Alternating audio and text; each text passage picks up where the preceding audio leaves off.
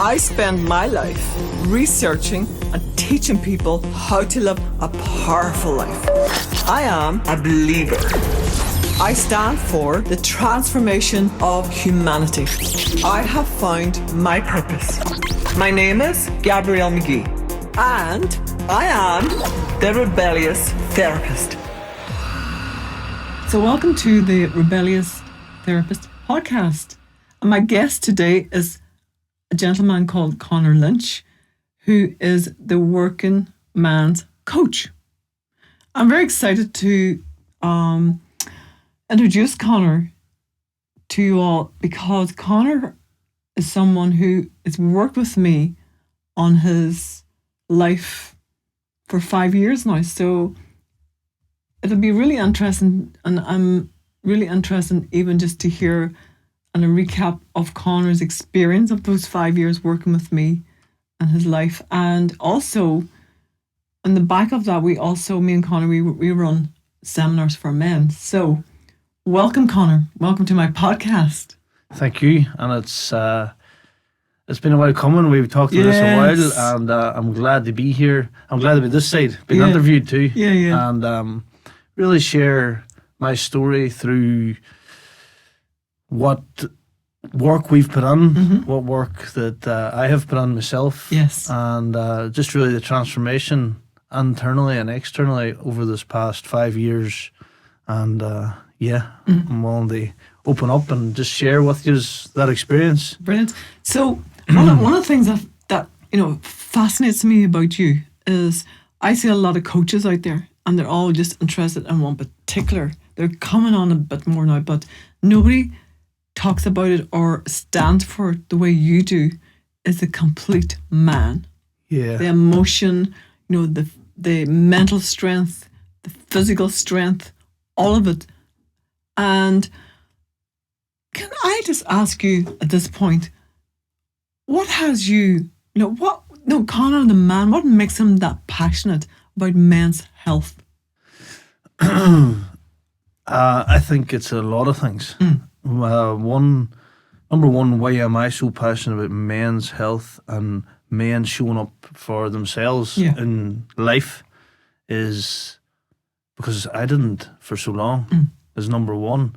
Number two, I worked with men all my life. I have 3 brothers. I have a very dominant, powerful father in my life, which is like a mentor and has been for all the years of my life. And as well as that, I've worked with hundreds of men before I've even reached 20. Like I worked with hundreds of men through my youth in sites and I never seen at school, at male teachers, at female teachers, but whenever I went into the building site, I just felt like it didn't feel like work, it didn't feel like hard, it didn't I had a natural respect for men and getting advice and like being told, more or less being challenged in every day, and like me picking up and saying, well, fat man's 55 and I can do it at 15, 14, why can I not do it? You know what I mean? Does that make sense? So that, and then being proud of what I work and being passionate for that challenge and achieving it at such a young age. And men saying, oh, take Conor with you, he'll do it. At 14, 15, I was like, I take me, I'll definitely get it done. Like that, for me, I get a connection there. What was the connection at that point, Conor? I think it was, at that point, it was definitely, I wanted to feel something. I wanted to feel like I was the man to go to get something done. You know what I mean? I was there to help, and I see that through my life now and where I am now and why I want to work with men. It's nothing to do with anything else, but I like working with men. Yeah. It's nothing to do with anything. And I think if you looked at my younger life, I was just surrounded by men and really dominant and really powerful and everything. Like you take the big burly men whenever I was young, coming on diggers, and like them boys never went to the gym, but you swore they did go to the gym. Yeah. They're just there were new shovels going out the door. strong. There were shovels been going out the door every day. They were strong. They were coming with a lunchbox under the arm at 5:30, 6 o'clock in the morning, every morning. And it was powerful to watch and see. Yeah, and also I think it'd be really important to say that at this point is your father used to own. How many people did you employ? Yeah, at the peak, he had over 500 employees. Yeah, and to watch that go from, being into the third digger coming to our home house, like where we first lived, which is a wee council house. I think it was a 3-bedroom house, could be 2-bedroom house, and I remember us moving into our home house, and I think I was only 6, and it was like very clear that things were going moving. People were working, and things were going. You seen people proud going to work, coming home from work, and you seen men actively wanting to help each other out every day. Wow. Like phone calls, every conversation was like, let's get it. It was action, powerful. Like I didn't see it then, but I see it lacking now. So why do you think that is not so much how it is now? Like the conversations back then that I heard in the phone calls, like I mean a phone this size in the centre console of my dad's Jeep, and him answering it, and you heard it in loudspeaker, and the boys were, I'm on this job, and there's 4 men going here and 2 there, and it's all action. It's all like, and that went on for years, and it was all like there was no bullshit. Would it be fair to say that was your training ground? That was your 100%. university? I told myself from mentorships and all started to come into my life about 25. But I says, I've been through a mentorship. You know what it reminded me of? You know, if you watch movies whenever you're young of action figures and action men and men in the army, and it was like its own wee military. Only it was a big military. Yeah. But that's what it felt like. You were in, you know, people sign up to the army. Yes. Like they are the army. Yeah. You were that company. That company had pride and passion and the blood of the workers. Wow. Like they turned up and showed up, and it came from, like, it was good to be in that bloodline. Yes. And still is good to be in that bloodline because it's still there. But it's like something's like it's in the Irish bloodline, it's in the Irish people and people they support people, and you do see it. Yes. I see it a lot in my gym. I see it every day, and that's why I think I really have a lot of passion for the gym and coaching and training people and hiking and doing all the things that I do. I think of it because I want to lead as it was then, because I still see that in people. But I think people have just lost something. They've lost whatever it is. I think it's energy. It's massive. It's energy. It's the vibrations. It's everything. But yeah, for me, why do I coach men? And that's probably it is why. So I can really hear, but for you, that's the area where your passion, you can really connect with that passion and drive, purpose. I've watched men. I went to work with men when I was 14, and they were 50, and I seen them work right through to their death and get buried. Went to their funerals, and it's like, that man never died. Them stories still be told about him driving a digger or doing weird jokes. That man never died, and he lives on the memory. Yeah, he lives on the memory, and it's like now it's I don't know. You don't celebrate people enough or something, or you don't celebrate men enough, or I don't know. Do you think men have lost their way with a lot of the sort of demands was put on them in the last while for them to be a certain way, or I hear a lot of shout outs for men to be emotional, which is a lot of conversations I have with the retreats and all. It's like, stop asking the men to be emotional, because they're not your girlfriends. Yeah. They're men. They're not your mother. They're not your mom. They're not your dad. Girlfriend. But even dad's not emotional. Yeah. Right? So, to me, it's very confused and collapsed about what that expectation of women have towards men. And I think men are trying to match up to some of those expectations women have. It's got all confused. And to me, a lot of the chaos is driven from there. What do you think about that? I think, like, number one is I stay in my own lane as a man. Do you know what I mean? And I go from what I've been taught. Yes. And I found it hard to stay in my own lane. You know, because there's nobody else standing up to that. Right. Does that make sense? Yeah. Because, like, yeah, I agree with what you're saying, but I think everybody's a bit confused. Males and females at the moment. And I think that's why I sort of started the journey with yourself, was to find out, not just, I didn't really know what I was going for, but I knew how to find out more about me. Yes. Does that make sense? Yeah. Because I think at that time I was probably where I was confused. What your question was. I was probably confused. I think you were frustrated. Yeah, that too. You know, wanting the knowledge and knowing the knowledge was there, but not knowing at that point how to get it. Well, I know what I can show up and who I can show up as. And I know what that looks like. Yeah. But whenever you're not showing up as that person, what do you do? Yes. Very good. Does that make sense? Yeah, totally. So I felt like I was not showing up for who I truly wanted to be in life. And I knew I had a lot more to give.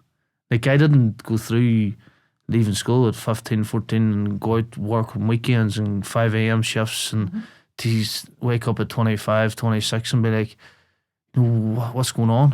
Like, I didn't do that. Yeah. I didn't put myself through all that pain not to be successful on whatever that looks like for me. You know, I wanted to do it and I enjoyed it. I didn't feel like it was 1 day and 1 minute of work. I wanted to wake up at 4:30 a.m. I wanted to be the first man in the van. Yeah. I wanted to pack my lunch at night with whatever it was to go and know I'm going somewhere tomorrow to get something done. Wow. To know that there's something going to be there in 5, 10, 15, whatever it is. And I sort of had a blueprint off that in my head, and it did turn out the way it was. Very good. There was a few road bumps along the way, but we earned them out. And at the end of the day, I would sit here now and say, like, fuck, that was some experience. Does that make sense? Yeah. And I wouldn't say I regret not 2 minutes of it.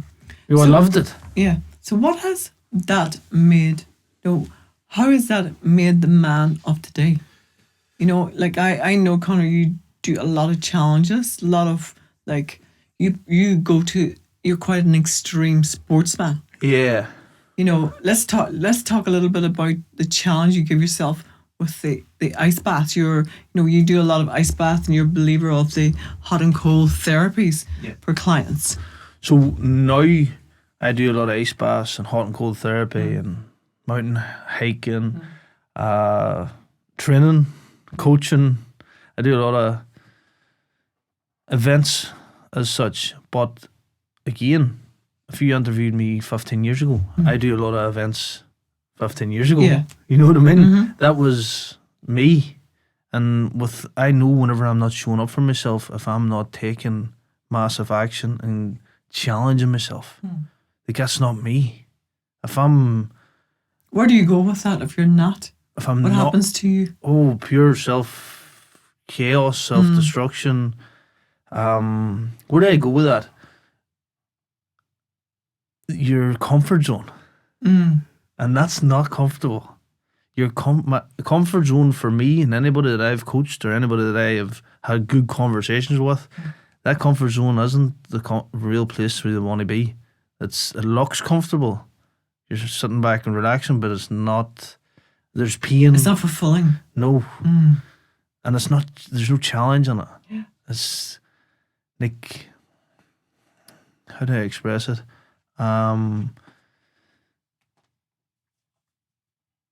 I want to feel challenged and within myself. It gives you that feeling of success. You're doing something worthwhile. Talk to me about the preparation, the mental preparation you had to do How long did you spend in that ice bath? Ice bath, yeah. So the ice bath is a big challenge. If nobody has seen it, I've done 40 minutes in below 1 degrees, between 0 and 1 degrees ice. It was 0.02 degrees on the thermometer, and if anybody's ever done a minute in ice bath, I know people that go to do C-dips and stuff, and people are getting really good at it now. But there's certain cultures all over the world that do that in the regular, and it's just part of their lifestyle. Yes. So I started doing ice baths years ago whenever I done go-karting, because you come in from, like, we raced in the UK, all over Ireland, and a few in Spain, and I used to do them in a willy bin, Yes. not thinking nothing of it. But you get into that and you get out and you're like, you're refreshed and you go and race again as when people weren't doing it, weren't doing it. Yeah. It was just a cold a tap on the willy bin. You come off the track and you done it. You don't know you dip. And we didn't really know the science behind it then. I didn't understand it. I just done it because it felt good. You felt like, let's go again. I can do that all over again. And I've done through all my career cycling. I've done a lot of cycling through my youth, quad racing and all that there. But I came to the stage there now where I'm in my coaching career, and I was like, I came in really during COVID because people were going to the sea and doing dips in the sea, and they were like, why is everybody going to the sea? And it became like a trend, and a hashtag in cold ice therapy, hashtag Wim Hof, all these hashtags. And unless it's a trend, people don't seem to do it. You know what I mean? Like, we had a hashtag therapy as cool. Right or wrong? 2 years ago. I remember you said hashtag it, and I was like, everyone else telling me the hashtag, and I was like, I know, you have to. It's like, you have to go with these trends. But therapy is cool. Yeah, therapy is cool. That makes sense. Yeah. But everybody was hashtagging all this ice and cold water and C-dips, and all these groups started on Facebook. And I was like, I've been doing this. I opened my gym 8 years ago, and I opened it. Before I opened it, I had an ice bath and a hot bath and a sauna. Right. Before I even opened the gym, I had not even a treadmill. I didn't even have a treadmill in the gym. I had hot and cold there. Because I came from the cycling and all that stuff I'd done in the past. And I'd done a lot of cycling, like 300 mile a week in the bicycle. And that was an order, like, I was all these crazy challenges. Yeah. But I said to myself, right, so I Googled for a wee while. I was like, what? So come into my head, I was like, what's the next challenge? What's the next challenge? And I opened a hot and cold place outside. It's called Valhalla, hot and cold therapy, and we do breath work there too. But I opened that outside, and I was like, I need to get people connected, because nobody could come to the gym was closed. I was like, okay, I can get away with doing this outside. So I bought a sauna, ice baths, ice machines, and I set it all up, and I had it going for about 6-8 months, and I was like, right, now I need to do a challenge to promote this.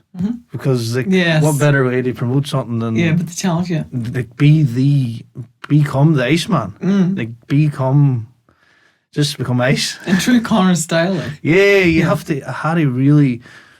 And I was actually in the sauna, and I was looking out, and there was a few guys there, and I was sitting and I was thinking, guys, I wonder, could we do 10 minutes in the bath? So one night we done 10 minutes. There's a few other guys there too. That I coach, and like, it's just the guys I coach are just like, I'm like streaming in there, just like, right, I'm going to do 10 minutes. They're doing it. Then, they're doing it too. It's just like a domino effect, which is unreal. You can't live without it. And if you don't have that in your life, and you don't have them people in your life, I'm going to do that wee coaching thing. You find them, get them. You need them. No, you need them. Everybody needs them. And so we were sitting out, and we done 10 minutes. We went out, and we says, right, we'll do 10 minutes. We done 10 minutes. We done 10 minutes. The next night we done 10 minutes. And I was like, right, okay, could I do 20 minutes? And I was like, oh no, you couldn't. That's like hypothermia. You couldn't do it without first aid and without this and without that. And I says, right, let's set it up. Let's do it tonight, and we'll get the right people here and whatever. So we just said, right, you know what, we'll do it next week. We'll do 20 minutes. So we done 20 minutes. And I was like, right, 20 minutes done. I actually went live for it. That's right. I went live on Facebook, and that was one of my most viewed lives. I was just like, just bring a tripod, set up a phone, and let's do it. I got over 250,000 views. Wow. And like, people were saying this, like, it was a wee bit out there, like, just jump on the. Well, you don't do it at home. No, you don't do it at home. Yeah. unless you're a wee bit. Got to train for it. Yeah, You trained for that, Conor. I did. I done a lot of breath work for it to warm the internal, Sufi breath. It's a lot of mental preparation. It's not like you need to go and train. Yeah. It's a lot of mental preparation, and like I do a lot of meditation and breath work in order to calm the mind. And the ice, you have to control your breath.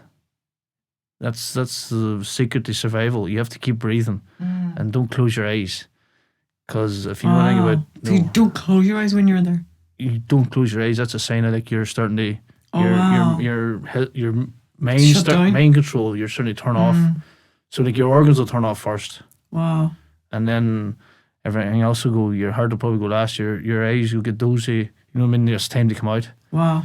So there'll be different signs. So first of all is you need to take 100% control of what's going on. It doesn't matter who's around. You know, that's not happening. You have to go, you talk about going inwards through breath. So if anybody's done breath work or cold dips or anything, like you can't like jump on the ice bath and start to, you know, that's the wrong thing to do. Yeah. You have to get in there and take 100% control of what's going on right now with you in the water. So you get really present. Yeah. So how that helps in everyday life. If you smash into the back, or somebody smashes into the back of your car, you just bought the car, and it's just like take a deep breath and let's get out and deal with this. Wow. Does that make sense? Yeah, totally. Or if you So it really gives the nervous system an opportunity to bring a level of, you know, control. Yeah.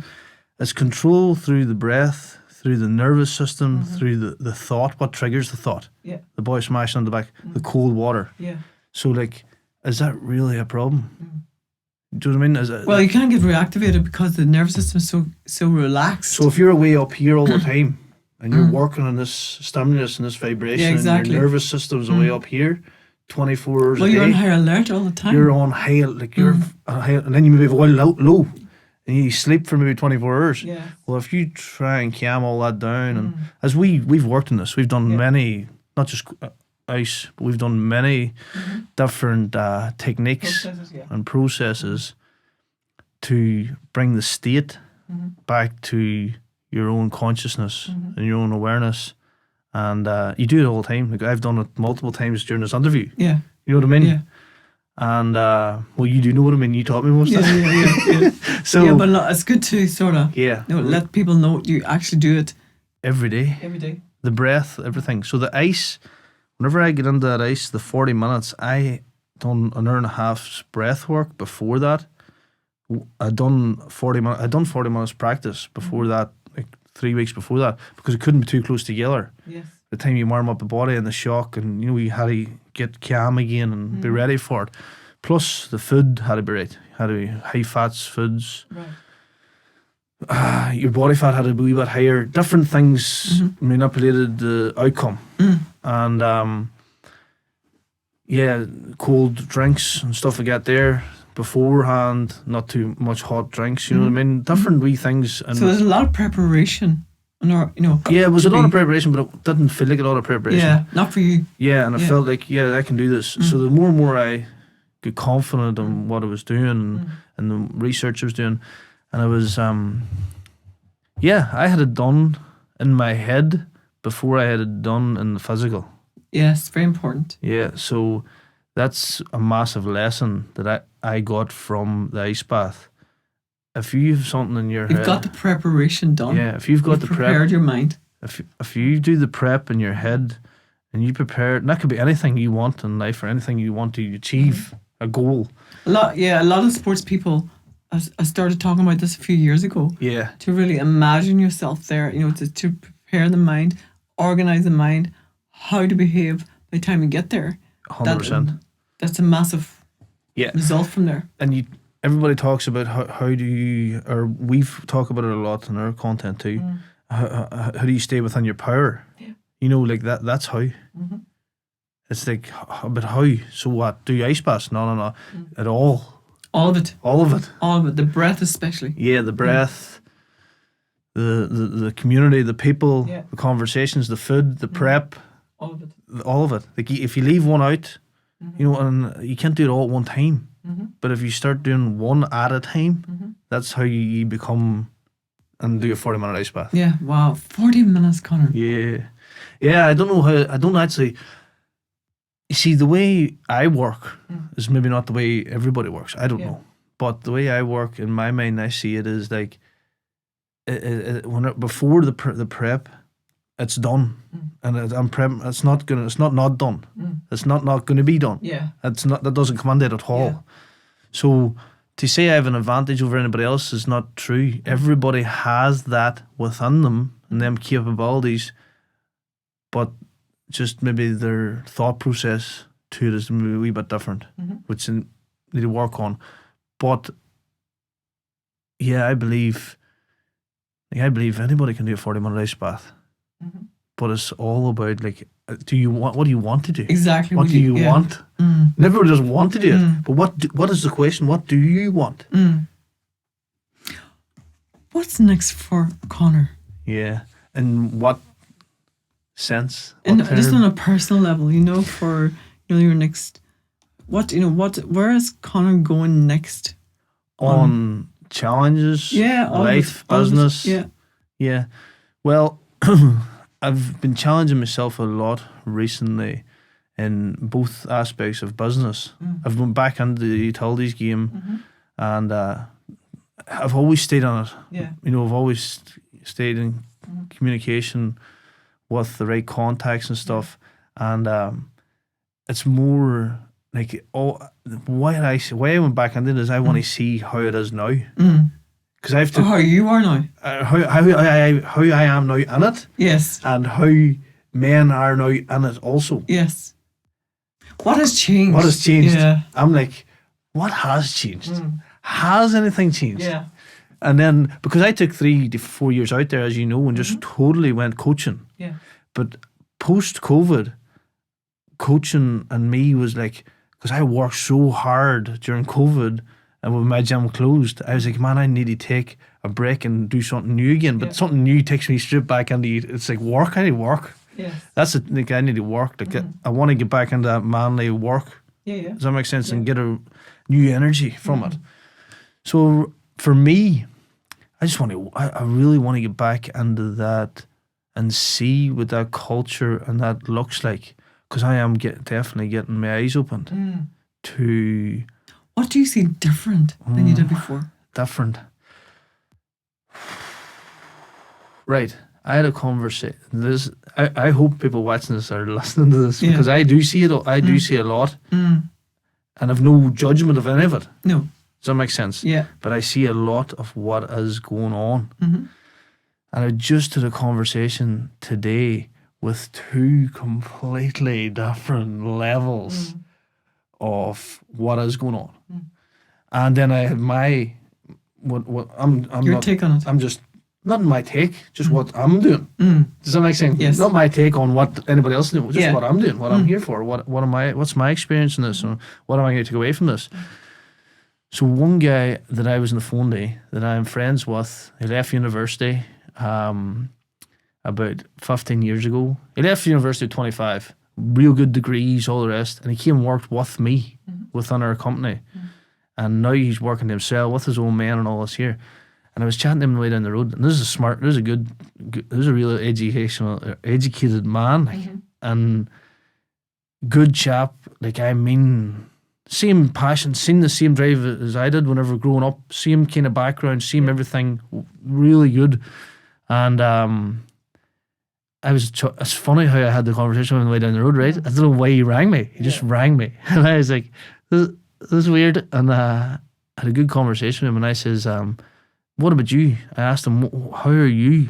And he says, I good. I said, but you were good 5 years ago. And he says, no. I says, but the more that's the conversation with this, and I asked him one question then. I says, tell me this here, man, do you feel like you need to take a bit of time out? And no, I was asking him just to see where his energy was. And he says, no, flat outs are flat out. And everybody all my life is flat out. Yeah. That's all I hear. If you live around in Given or Northern Ireland at all, everybody's flat out. And I am like, every time I hear it, I'm like, I sort of feel a wee bit faint because what does flat out look like? What do you think they're saying when they say that, Conor? There's something that they're telling themselves over and over and over and over again. As long as they're flat out, everything's going to be okay. Do you think that's where I think that's their telling themselves? Do you think that's where they think they drive their success from? I think as long as they're flat out, everything will work out and Right. they'll get through. Does that make sense? Yes. So why does that? What do you? So what does that mean? What does that mean? For so you? that conversation there, I was like, he's reconfirming to himself by telling me that he's flat out, right? No judgment at all No. on this conversation, but it was like he's reconfirming to himself, not me, but saying it to me is allowing him to acknowledge that everything's going to be okay. Everything's going to work out. Wow. No, that's work, whatever it is for him. Whatever that is for him, paying the Yes. bills, the mortgages, getting another contract, getting more work, employing another man. As long as it's flat out, everything's going to work out.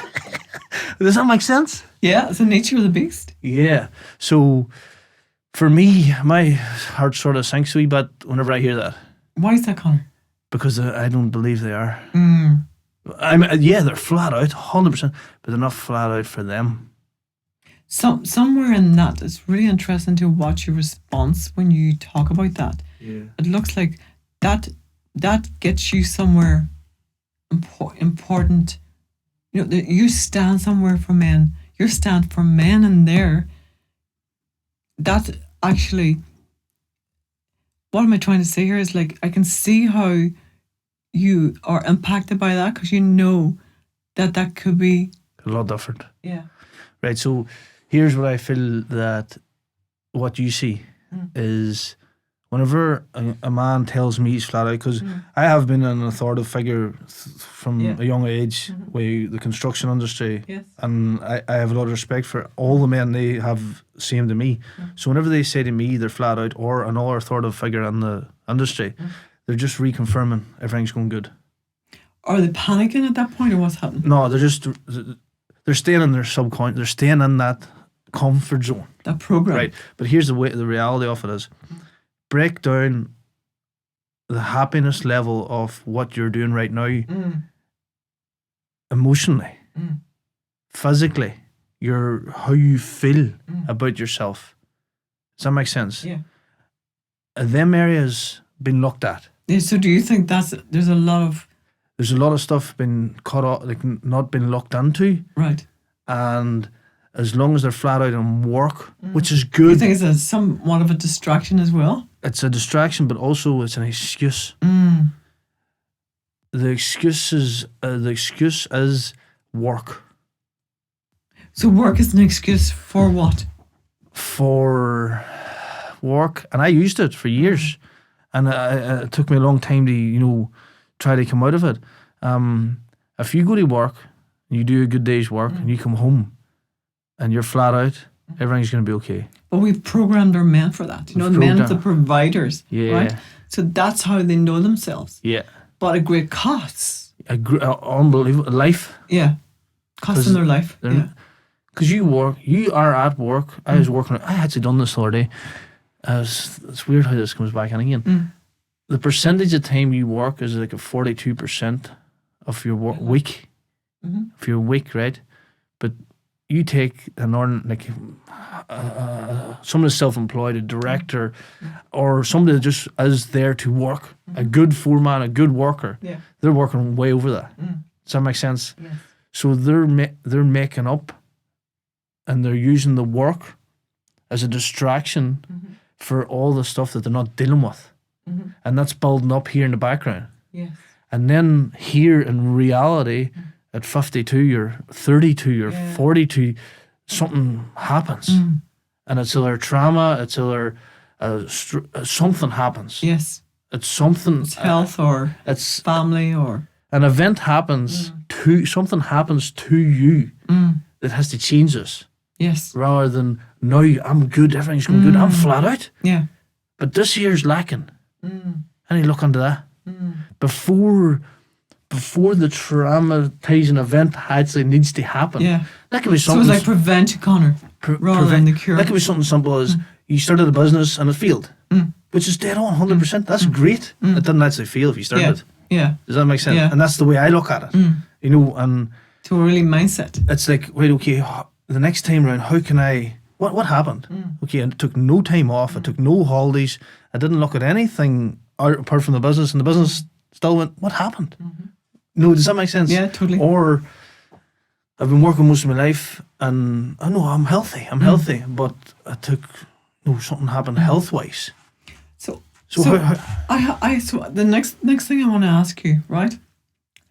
I have nephews. Yeah. They're all 12, 14, Yes. 16.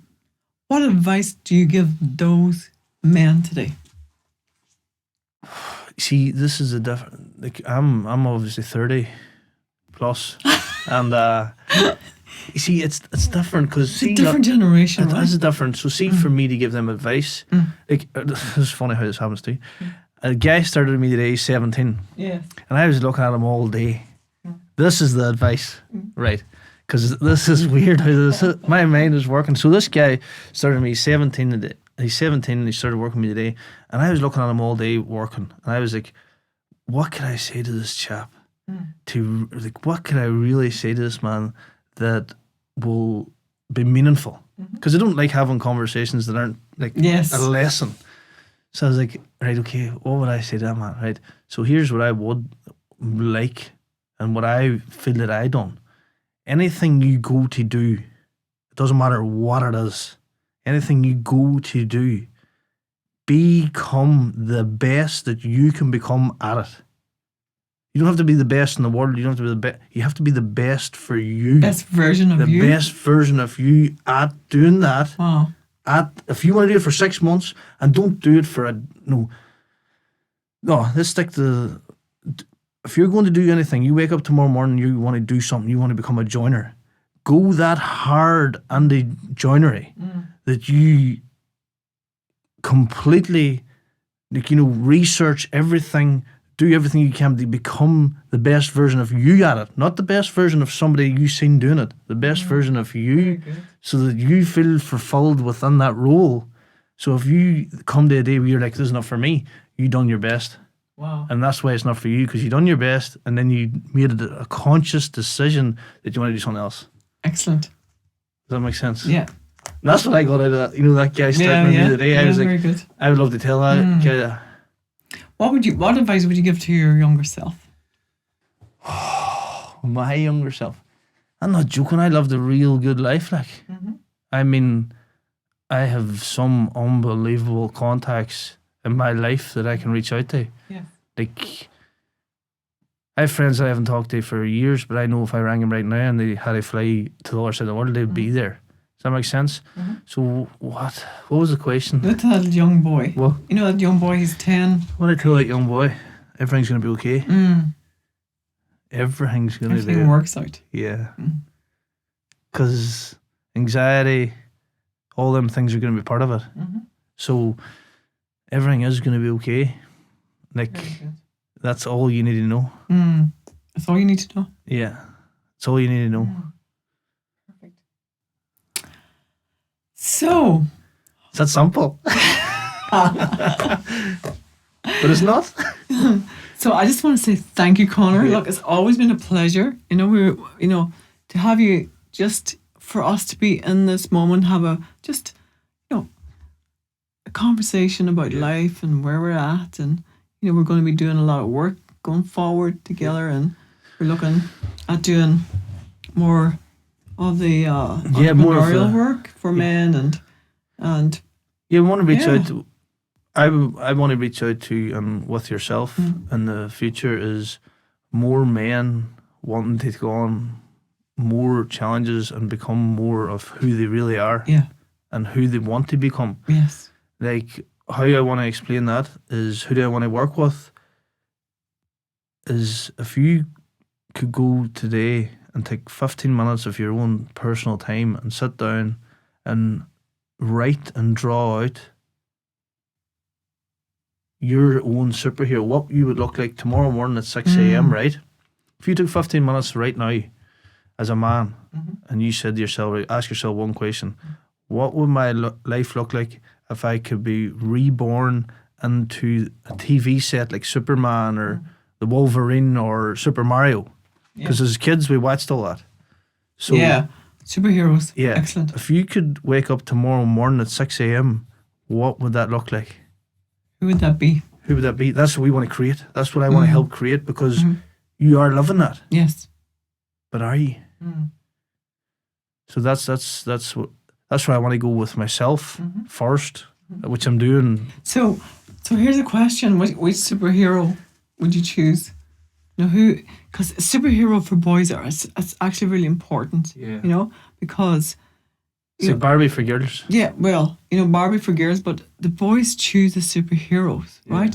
And I give them a sort of a direction on how to be that sort of empowered man. Yeah. Well, a superhero, for me, it doesn't have to be a superhero. For me, it only has to be a leader. Like, and what I connect to is, if I could, like that, what I see myself in is, if I was to put myself in a role tomorrow on TV, would be like a colonel or a sergeant. Does that make sense? And like that robust regime, routine and work ethic, and knowing that you can wake up every morning and there's a bell goes off and there's 40 men that you're in charge of. So leadership. Yeah. So Very like good. that's the role I would want to be in the movie. Does that make sense? Yeah, for your opinion. And I feel like I am yes, on the right path. yeah, very good. So I always ask my guests one question, right?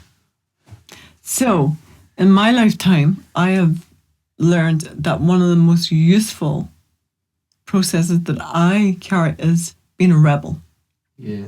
So in that question, whereabouts has that rebel for you been of really great value?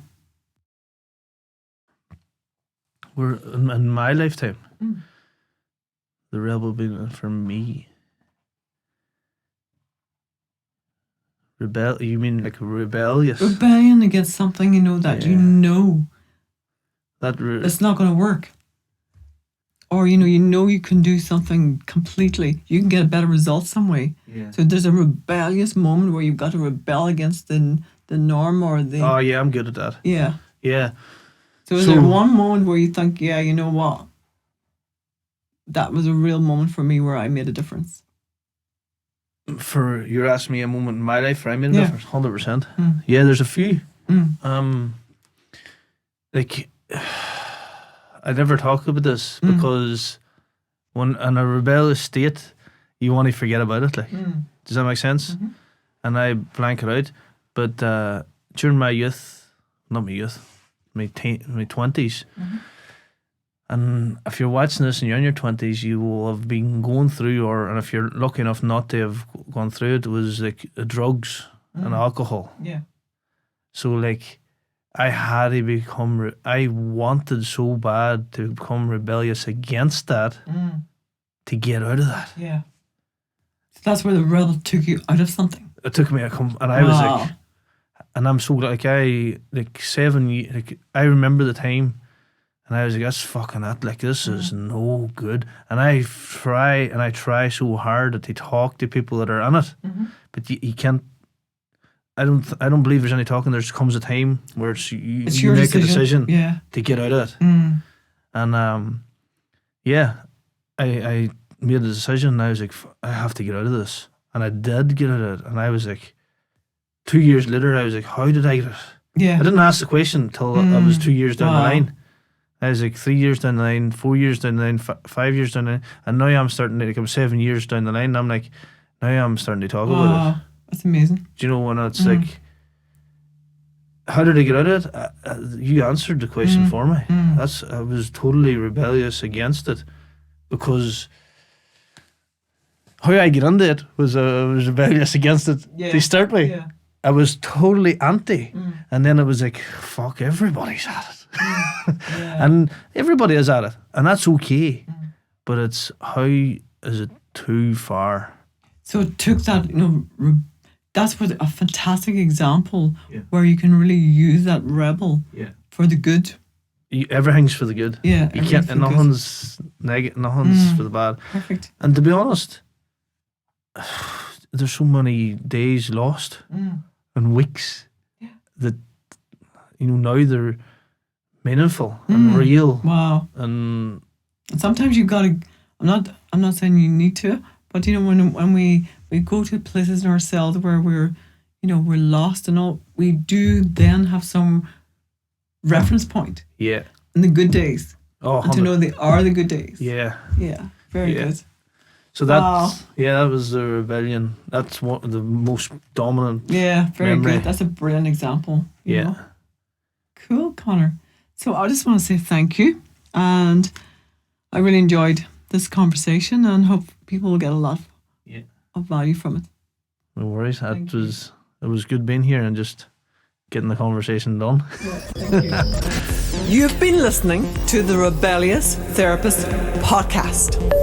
For more information, you can follow me, the Rebellious Therapist, on Instagram, YouTube, and TikTok. You can find further information on my website, therebellioustherapist.com. Until next time, thanks for listening.